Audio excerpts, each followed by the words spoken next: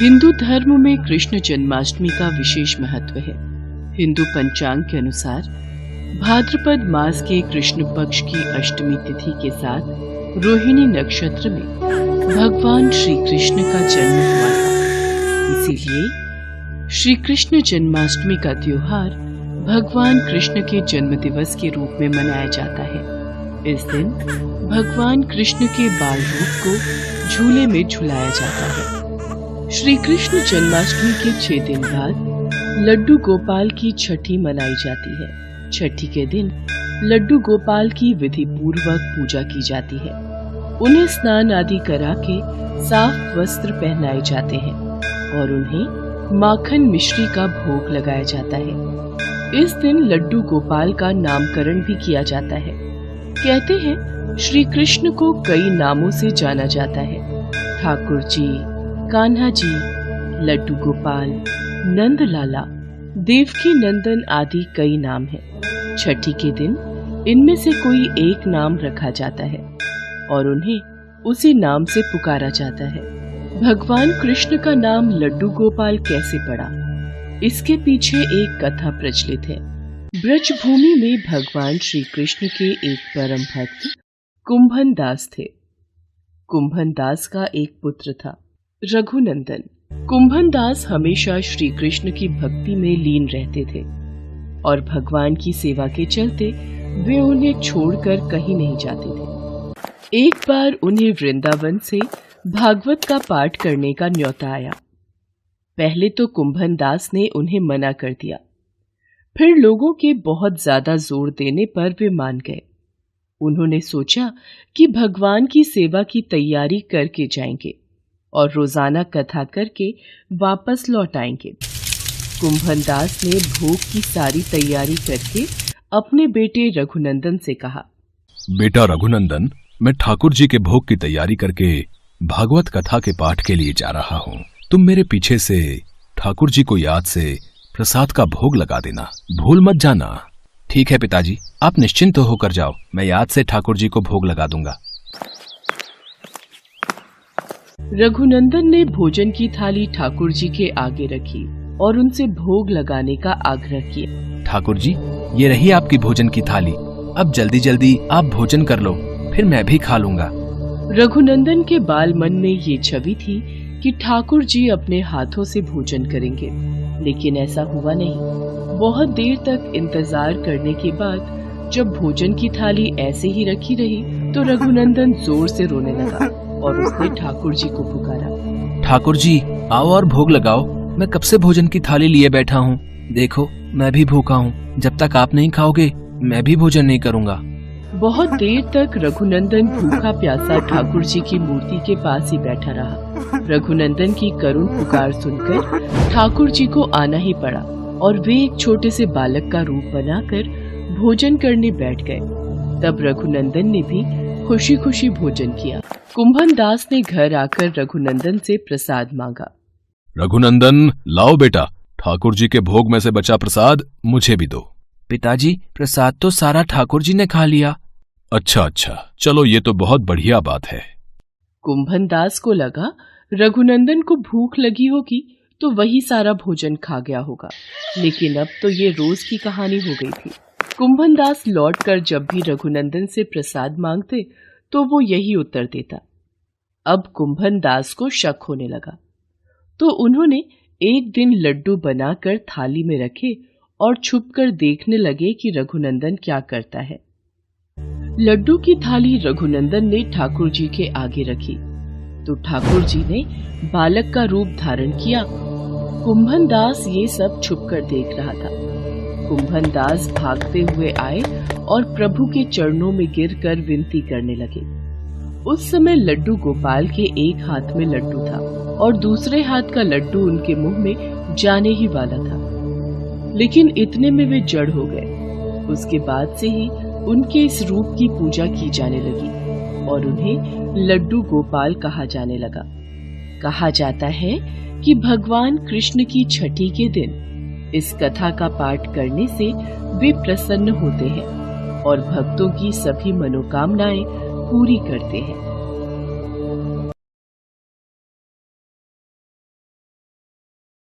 द्वापर युग में पृथ्वी पर राक्षसों के अत्याचार लगातार बढ़ने लगे।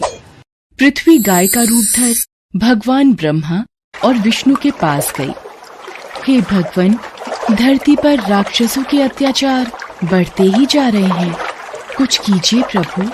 हे नारायण, अब आपको पृथ्वी की रक्षा के लिए धरती पर 8वें अवतार के रूप में अवतरित होने का समय आ गया है। ठीक है ब्रह्मदेव, मैं पृथ्वी का उद्धार करने के लिए मानव रूप में जन्म लूंगा। भोजवंशी राजा उग्रसेन मथुरा के राजा थे। उनका पुत्र कंस बहुत ही अत्याचारी स्वभाव का था। कंस ने उग्रसेन को राजगद्दी से उतारकर कारागार में डाल दिया। सैनिकों, पिताजी महाराज को काल कोठरी में डाल दो। आज से मथुरा नगरी में कंस का राज चलेगा। आज से महाराज उग्रसेन यहां बंदी बनकर रहेंगे और मथुरा नगरी पर मैं राज्य करूंगा। आशीर्वाद दीजिए पिताजी महाराज। कंस, तू मेरा पुत्र है, ये सोचकर मुझे लज्जा आ रही है। देखना, एक दिन तेरे पाप का घड़ा अवश्य भरेगा। कंस की छोटी बहन देवकी के विवाह की तैयारियां चल रही थीं। देवकी मथुरा के राजा उग्रसेन के छोटे भाई देवक की पुत्री थी। ये कंस की चचेरी बहन थी। अरे भैया कंस, आप आइए। प्रिय बहना देवकी, कल तुम इस महल से विदा हो जाओगी। तुम्हारे बिना ये महल सूना हो जाएगा। भैया कंस, आप मुझे बहुत याद आओगे। अगले दिन देवकी का विवाह वसुदेव नामक यदुवंशी सरदार से संपन्न हुआ। महाराज वसुदेव, मैं अपनी बहन देवकी से बहुत स्नेह करता हूं, इसलिए देवकी बहन को मैं स्वयं अपने रथ पर ससुराल विदा करके आऊंगा। ये तो हमारे लिए बहुत ही सौभाग्य की बात है महाराज कंस। कंस देवकी और वसुदेव को छोड़ने चल पड़ता है। देवकी के पिता देवक उसे बहुत सारा धन, धान्य, संपत्ति आदि देकर विदा करते हैं। कंस देवकी और वसुदेव के साथ वार्तालाप करते हुए अभी आधे रास्ते ही पहुंचा था कि रास्ते में एक आकाशवाणी होने लगी। हे कंस, जिस देवकी को तू बड़े प्रेम से ले जा रहा है, उसी में तेरा काल बसता है। इसी के गर्भ से उत्पन्न 8वां पुत्र तेरा वध करेगा, तेरा वध करेगा। ये आकाशवाणी कैसी? नहीं, ये झूठ है। देवकी की कोख से जन्मा 8वां बालक मेरा वध करेगा? नहीं, ऐसा नहीं हो सकता। यदि ऐसा है तो मैं वसुदेव का ही वध कर देता हूं। हां, यही ठीक रहेगा। फिर मुझे कोई डर नहीं। नहीं भैया, इनका वध मत करो। मैं आपके आगे हाथ जोड़ती हूँ। मेरा सुहाग मत उजाड़ो भैया कंस। मैं आपसे वादा करती हूँ, मेरे गर्भ से जो भी संतान पैदा होगी उसे मैं तुम्हें सौंप दूंगी, पर इन्हें मत मारो भैया। ठीक है, मैं वसुदेव का वध नहीं करूंगा, पर तुम दोनों अब मथुरा के महल की काल कोठरी में बंदी बनकर रहोगे। कंस, देवकी तुम्हारी प्रिय बहन है, मुझे काल कोठरी में बंद कर दो, पर देवकी को छोड़ दो। कंस ने वसुदेव और देवकी की एक बात न सुनी और वसुदेव और देवकी को कारागृह में डाल दिया। देवकी वसुदेव दोनों बहुत ही दुखी और हताश हो रहे थे। स्वामी, मेरी वजह से आज आपको कारागृह में रहना पड़ रहा है। मैं ही आपके लिए दुख और विपदा का कारण बनी हूं। नहीं देवकी, नहीं, ऐसा मत कहो। मैं तुम्हें पत्नी रूप में पाकर बहुत प्रसन्न हूं। हमें एक दिन कंस के पापों से मुक्ति जरूर मिलेगी। पर स्वामी, भैया कंस मेरी कोख से जन्मे सभी बच्चों को मार देंगे। हम क्या करें? देवकी वसुदेव कारागृह में दुख भोग रहे थे।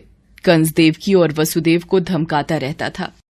वसुदेव देवकी के बच्चा पैदा होता और कंस कारागृह में आकर देवकी के हाथ से बच्चे को छीन लेता। ला, ये पुत्र मुझे दे बहना। भैया, मेरे पुत्र को मत मारो भैया। नहीं स्वामी, हमारा पुत्र मैं अपने सामने ही अपने सभी पुत्रों का वध होते कैसे देख पाऊंगी। देवकी बेहोश हो जाती है। हे ईश्वर, कोई रास्ता दिखाओ। कंस के अत्याचारों से हमें कब मुक्ति मिलेगी प्रभु। देवकी, आंखें खोलो। कंस बहुत ही क्रूर और अत्याचारी राजा था, जिससे प्रजा बहुत डरती थी। दुराचारी कंस ने वसुदेव देवकी के 7 बच्चों को जन्म लेते ही मार डाला। अब 8वां बच्चा होने वाला था। देवकी के 8वें पुत्र के जन्म का समय निकट आ रहा है, इसलिए पहरा और भी बढ़ा दिया जाए। जो आज्ञा महाराज कंस। देवकी वसुदेव के कारागृह में बंदी रहने की बात नंद गांव में वसुदेव के मित्र नंद के कानों तक भी पहुंची। दुराचारी महाराज कंस ने वसुदेव और देवकी को कारागृह में बंदी बना रखा है। देवकी के 8वें पुत्र के जन्म का समय निकट आ रहा है और इधर यशोदा को भी बच्चा होने वाला है। मुझे उनकी सहायता करनी होगी। 8वें बच्चे की रक्षा का उपाय सोचना होगा। जिस समय वसुदेव देवकी को पुत्र पैदा हुआ, उसी समय संयोग से यशोदा के गर्भ से एक कन्या का जन्म हुआ, जो और कुछ नहीं सिर्फ माया थी। भाद्रपद के कृष्ण पक्ष की अष्टमी को रोहिणी नक्षत्र में श्री कृष्ण का जन्म हुआ। उनके जन्म लेते ही जेल की कोठरी में प्रकाश फैल गया। वासुदेव के सामने शंख चक्र गदा एवं पद्मधारी चतुर्भुज भगवान ने अपना रूप प्रकट कर कहा, वसुदेव, मैं बालक का रूप लेकर देवकी के गर्भ से जन्म ले चुका हूं। मेरा ये अवतार कंस के संहार के लिए ही हुआ है। अब देर न करो, तुम मुझे तत्काल गोकुल में नंद के यहां पहुंचा दो और उनकी अभी अभी जन्मी कन्या को लाकर कंस को सौंप दो। ये कहकर भगवान विष्णु अंतर्ध्यान हो गए। देखते ही देखते वसुदेव जी की हथकड़ियां अपने आप खुल गईं। कारागृह के द्वार अपने आप खुल गए। सभी पहरेदार सो गए। देवकी बेहोश अवस्था में थी। वसुदेव कृष्ण को एक टोकरी में रखकर गोकुल को चल दिए। बारिश और तूफान के बीच नन्हे कृष्ण को उठाए वसुदेव चल रहे थे। यमुना जी का जलस्तर तो बहुत ऊपर हो रहा है। कैसे जाऊं अपने नन्हे बालक को लेकर? हे नारायण, सहायता कीजिए। यमुना नदी श्री कृष्ण के चरणों को स्पर्श करना चाहती थी, इसलिए वो ऊपर हो गई। भगवान ने अपने पैर लटका दिए। चरण छूने के बाद यमुना घट गई। भगवान श्री कृष्ण की इस लीला को वसुदेव भली भांति देख रहे थे। वो यमुना पार कर गोकुल में नंद के यहाँ गए। मैं इस बालक कृष्ण को तुम्हें सौंप रहा हूं। ये बड़ा होकर मथुरा वासियों को कंस के अत्याचारों से मुक्ति दिलाएगा। लाओ मित्र वसुदेव, यशोदा अभी गहरी नींद में है। मैं इस बालक को यशोदा की बगल में सुला देता हूं। नंद माया रूपी कन्या को वसुदेव के हाथों में दे देते हैं। ये लो मित्र, इससे पहले कि कंस कारागृह में पहुंचे, तुम शीघ्र इस कन्या को लेकर वापस लौट जाओ। तुम धन्य हो मित्र, तुम धन्य हो। वसुदेव वापस कारागृह में लौट आते हैं और उनके लौटते ही कारागृह के द्वार अपने आप बंद हो जाते हैं। वसुदेव जी के हाथों में हथकड़ियां पड़ जाती हैं। अरे, ये तो बच्चे के रोने की आवाज है। महाराज कंस को सूचना देते हैं। देवकी, हमारे यहाँ 8वें पुत्र ने नहीं, पुत्री ने जन्म लिया है। क्या? अब ये तो पुत्री का जन्म हुआ है। पहरेदार कंस के पास जाते हैं। महाराज की जय हो। देवकी ने पुत्र को नहीं, पुत्री को जन्म दिया है। क्या? ऐसा कैसे हो सकता है? कोई बात नहीं, शायद मेरे प्रकोप से भगवान भी डर गए और पुत्र की जगह पुत्री का जन्म हो गया। ये तो विधि का विधान बदल गया, पर मुझे सावधान रहना होगा। मैं इस कन्या का भी वध कर दूंगा। भैया, इसे छोड़ दो, ये तो कन्या है। आपको तो मेरे 8वें पुत्र से कष्ट था।